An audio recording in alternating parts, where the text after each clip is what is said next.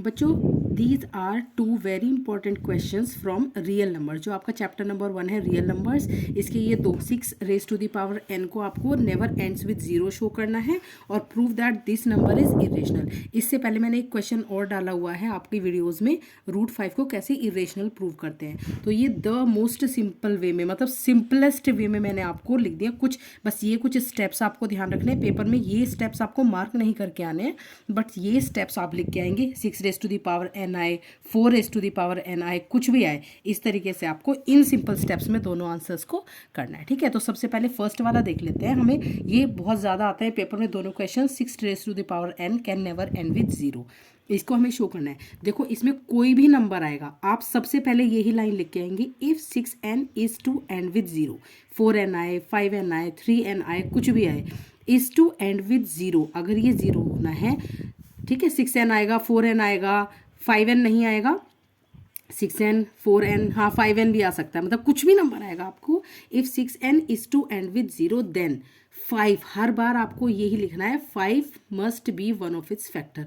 ये क्या रीज़न है, ये अगर मैं समझाऊंगी तो आपको टाइम लग जाएगा, लेकिन एक रफ बता देती हूँ। किसी भी नंबर जैसे 20 है, 40 है, 90 है, जिसके भी पीछे 0 आता है, इसका रीज़न ये है उसका एक फैक्टर 5 ज़रूर होता है। ठीक है, 0 वाले नंबर 5 के टेबल में ज़रूर आते हैं, तो इसलिए इन्होंने लिखा है if 6n is to and with 0, यानी कि 6n का बच्चों मतलब यहाँ पर क्या है, यहाँ पर मतलब है कि अगर हम 6 को इतनी बार लिखें तो जो आंसर आएगा, कितनी भी बार लिखे तो उसके पीछे 0 आएगा या नहीं। क्वेश्चन का असली मतलब ये है, तो यही बात मैं आपको बता रही हूँ। अगर इनके पीछे सॉल्व करने के बाद कभी 0 आया तो इसका मतलब 5 must be one of his factor. आपको कुछ भी समझ में नहीं आ रहा है तो भी आप, क्योंकि लास्ट मोमेंट है, तो आप ये ज़रूर, मतलब आप तैयार करके चले जाएं कि if 6n is to and with 0 then 5 must be one of his factor. हर बार 5 ही लिखेंगे, but the factor of 6n are 2 into 3, क्योंकि 6 के जो यहाँ पर नंबर आपको मिलेगा आप उसके फैक्टर लिख देंगे। जैसे 6 क्या होता है, 2 3 ज़ा 6, 4 आएगा तो 2 2 ज़ा 4, ठीक है, 5 आएगा तो 5 1 ज़ा 5, जो भी नंबर आएगा आपका, 9 आएगा तो 3 3 ज़ा 9, मतलब यहाँ पर आपको सिर्फ उसके फैक्टर लिख देना है और n लगा देना है। ये हो गया आपका सेकंड स्टेप। थर्ड स्टेप में आपको हमेशा बस यही लाइन लिख के आनी है, इसके अलावा कुछ नहीं लिख के आना थर्ड स्टेप में। And we know that factor of any number is या number are unique, factors of any number are unique by fundamental theorem of arithmetic.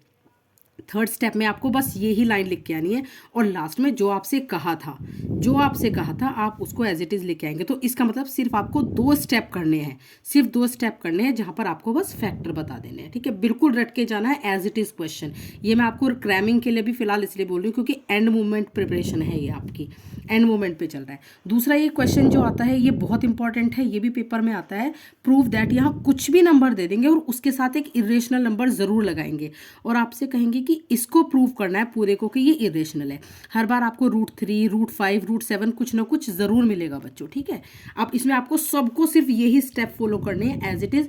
सबसे पहले इस नंबर को आप एज इट इज़ लिख देंगे, let us assume that 2 minus जो भी यहाँ नंबर दिया हुआ होगा इज़ रेशनल।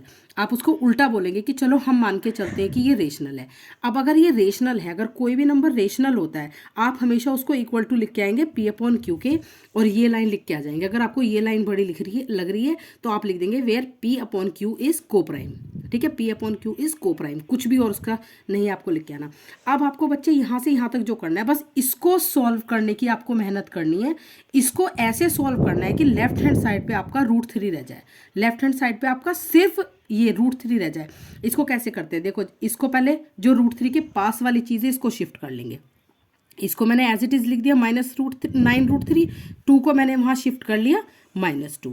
अब इसको मैंने एज इट इज़ कॉपी यहाँ पर कर लिया और आप इसको यहाँ पे एलसीएम से सॉल्व कर देंगे। एलसीएम में कुछ नहीं करना, एलसीएम में जो नंबर नीचे होता है Q एज इट इज़ लिखना है, P को भी एज इट इज़ लिखना है और इसको यहाँ पर शिफ्ट कर देंगे 2Q बस। अब इसके बाद आपको क्या करना है, इस स्टेप के बाद आपको √3 को यहाँ अकेला कर लेना है।